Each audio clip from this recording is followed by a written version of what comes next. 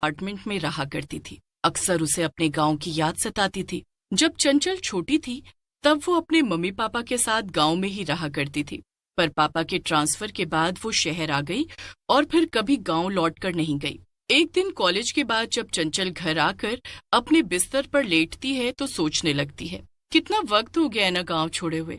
तब मैं कितनी छोटी सी थी, कितना मजा आता था वहां, कितनी सारी खट्टी मीठी यादें हैं गांव की। पर अब क्या, अब तो जिंदगी में बस यही शहर का शोर रह गया है। चंचल खुद से बातें कर ही रही थी कि तभी उसे एक आवाज सुनाई देती है, कबाड़ी वाले, कबाड़ी वाले। अरे ये ऐसे कबाड़ी वाले की आवाज तो हमारे गांव वाले कबाड़ी भैया के जैसी लग रही है। पर यहाँ शहर में कौन सा कबाड़ी वाला आ गया? यहाँ पर तो सभी लोग ट्रक से कचरा फेंकवाते हैं। कबाड़ी वाले की आवाज और तेजी से आने लगती है, जिसे सुनकर चंचल अपनी खिड़की से नीचे देखती है, पर नीचे कोई भी नहीं था। सिर्फ कबाड़ी वाले की आवाज जोर जोर से सुनाई दे रही थी। ये क्या हो रहा है? कोई दिख तो नहीं रहा बाहर। फिर ये आवाज कहाँ से आ रही है? बाहर जाकर ही देखती हूँ, अभी पता चल जाएगा कि आखिर क्या मामला है। चंचल घर से निकलकर बाहर सड़क पर उस कबाड़ी वाले को ढूंढने लगती है। वो उस आवाज का पीछा करते करते एक सुनसान इलाके में पहुंच जाती है, जहां अचानक से वो आवाज आनी बंद हो जाती है। अरे ये आवाज बंद कैसे हो गई? अभी तो यहीं कहीं से आ रही थी, अब कहाँ चला गया वो कबाड़ी वाला? तभी अचानक से चंचल के ठीक पीछे एक भूत आकर खड़ा हो जाता है। जैसे ही चंचल पलटती है, वो उस भूत को देखकर हैरान रह जाती है। अरे तु, तु, तुम तु, तुम तो एक भूत हो। क्या तुम ही थे जिसने मुझे कबाड़ी वाले को आवाजें लगाकर यहाँ तक बुलाया? हाँ, मैं ही था। और लगता है तुमने मुझे पहचाना नहीं चंचल। क्या क्या मतलब मैंने तुम्हें पहचाना नहीं? मैं किसी भूत को नहीं जानती। तभी भूत अपने इंसानी रूप में आ जाता है, जिसे देखकर चंचल फिर से हैरान हो जाती है। अरे आप तो वही कबाड़ी वाले अंकल हैं ना, जो मेरे गांव में रहते थे, हमारे साथ में खेला करते थे और अक्सर मैं घर से काम का भी सामान चुपके से निकाल कर आपको दे देती थी। ओहो, कितनी अच्छी यादें हैं गांव की। पर आप ये भूत कैसे बन गए अंकल? भूत वापस इंसान से भूत के रूप में आ जाता है और चंचल से कहता है, चंचल, एक तुम ही थी पूरे गांव में जो मुझे अपना मानती थी। बाकी तो पूरा गांव ही मुझे गरीब और मनहूस कहता था। कोई भी मुझसे बात नहीं करता था। तुम्हारे जाने के बाद भी ऐसा ही हुआ।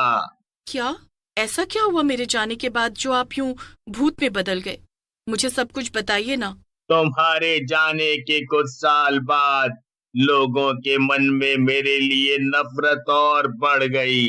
वो चाहते थे कि मुझे गांव से निकाल दिया जाए, क्योंकि मैं गरीब हूँ और कबाड़ी वाले का काम करता हूँ। इसीलिए इन लोगों ने मुझ पर झूठा इल्जाम लगा दिया कि मैं लोगों के घरों से चोरी करता हूँ, और उन्होंने मुझे और मेरे परिवार को धक्के मारकर गांव से निकाल दिया। मेरा पूरा परिवार जब भूख प्यास से तड़प रहा था, तब मैं गांव में वापस गया कुछ खाना मांगने, पर उन लोगों ने मुझे बहुत पीटा, जिससे मेरी मौत हो गई। उधर मेरा पूरा परिवार भी भूख प्यास की वजह से मर गया। क्या इतना सब हो गया? पर गांव वालों ने आखिर ऐसा क्यों किया? मुझे तो कुछ समझ नहीं आ रहा।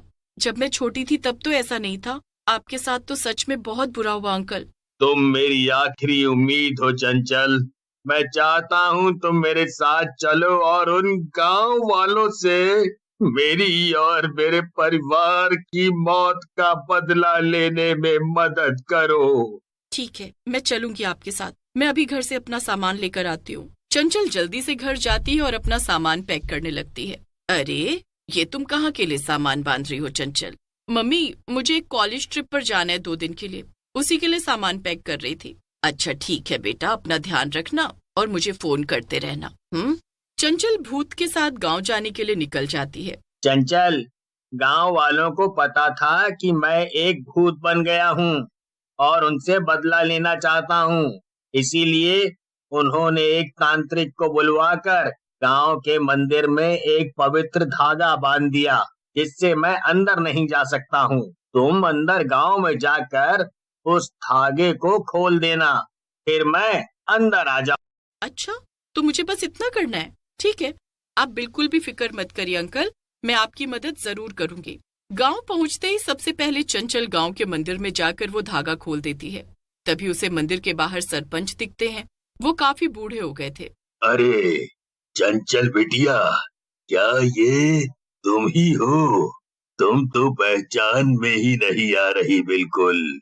हाँ, मैं ही हूँ। गांव काफी बदल गया है सरपंच जी। वैसे वो कबाड़ी वाले अंकल का घर तो खाली पड़ा है, दिख नहीं रहे कहीं वो। अरे वो, दरअसल तुम जानती नहीं चंचल, तुम्हारे जाने के बाद यहाँ बहुत कुछ हुआ। वो कबाड़ी वाला आदमी अच्छा नहीं था, वो सिर्फ अच्छा बनने का नाटक करता था। क्या नाम था उसका? हाँ, बिरजू। बिरजू गांव वालों से नफरत करता था और गांव पर राज करना चाहता था। इसलिए उसने काला जादू सीख लिया था। और इतना ही नहीं, वो आधी रात में चिल्लाता था, कबाड़ी वाला, कबाड़ी वाला। और जो कोई भी घर से बाहर निकलता था, वो बिरजू उसको मारकर उसके घर से सब चोरी कर लेता था। क्या? ये कैसे हो सकता है भला? फिर उसके परिवार का क्या? उनका क्या हुआ? परिवार? उसका कोई परिवार नहीं था। वो तो यहाँ पर अकेले रहता था। उस भयंकर कबाड़ी वाले भूत को गांव से दूर रखने के लिए ही हमने ये काला धागा बांधा इस मंदिर में। पर तभी सरपंच की नजर मंदिर पर पड़ती है।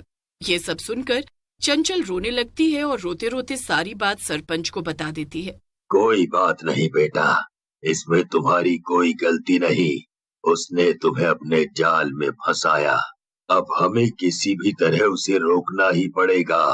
वो भूतिया कबाड़ी वाला सिर्फ रात में ही निकलता है। ठीक है सरपंच जी, मैंने ये गलती की है, इसलिए इसे सुधारने में मैं आप सबकी मदद करूंगी। चंचल और सरपंच जी मिलकर कोई तरीका सोचने लगते हैं। तभी चंचल को एक आइडिया आता है। वो सरपंच जी के कान में सारा आइडिया बता देती है। हाँ, तो फिर ठीक है, सबसे पहले हमें सभी गांव वालों को आगाह करना होगा कि कबाड़ी वाले की आवाज सुनकर रात में कोई भी बाहर न निकले। चंचल और सरपंच अपने अपने काम में लग जाते हैं। रात होते ही भूतिया कबाड़ी वाला लोगों के घर के बाहर आवाज लगाने लगता है, पर पूरे गांव में से कोई भी अपने घरों से बाहर नहीं निकल रहा था। तभी भूत के सामने एक घर से निकलकर चंचल आ जाती है। मैंने तुम पर भरोसा किया था और तुमने मेरा भरोसा तोड़ दिया, पर अब तुम्हें सभी गांव वालों को और मुझे सताने की सजा जरूर मिलेगी, समझे तुम? तभी पीछे से सरपंच कबाड़ी वाले के पास रखे हुए कबाड़ में आग लगा देता है। ये क्या किया तुमने? मेरा सारा कबाड़ जला दिया। पर तुम्हें क्या लगता है इससे तुम मुझे मार सकोगे? बिल्कुल नहीं। मेरी शक्ति इस कबाड़ में नहीं बल्कि मेरी आवाज में है। ओहो, तो शुक्रिया हमें ये बताने के लिए कि तुम्हारी शक्ति तुम्हारी आवाज में है। अब हम तुम्हें आसानी से हरा सकेंगे, क्यों सरपंच जी? पर भूत ये सब सुनकर कुछ समझ नहीं पाता। उसे लग रहा था कि ये इंसान उसका क्या ही बिगाड़ पाएंगे। बस, अब बहुत हो गया। अब मुझे भूख लग रही है। इतना बोलकर भूत सरपंच को पकड़ लेता है और उसे धक्का देकर जमीन पर गिरा देता है। जैसे ही भूत सरपंच को मारकर खाने ही जा रहा था, इतने में चंचल जल्दी से एक चाकू उठाती है और भूत के गले पर वार कर देती है, जिससे भूत की आवाज चली जाती है। तुमने खुद ही हमें अपनी कमजोरी बता दी। तुम्हारा बहुत बहुत धन्यवाद। अब तुम्हारा इस गांव में समय खत्म हुआ। आवाज जाते ही भूतिया कबाड़ी वाला भी जलकर राख हो जाता है। चंचल जल्दी से सरपंच को उठने में मदद करती है। उठिए सरपंच जी, अब वो भूत जा चुका है, अब वो कभी लौट कर नहीं आएगा। धन्यवाद चंचल, तुमने सभी गांव वालों की जान बचा ली। तुम ना आती तो हम सबको हमेशा उस भूत के खौफ में जीना पड़ता। हमने उसे गांव से तो भगा दिया था, लेकिन हम सब उसके खौफ में ही जी रहे थे। ये तो मेरा फर्ज था सरपंच जी। मुझे नहीं पता था कि मुझे इस तरह से गांव वापस आने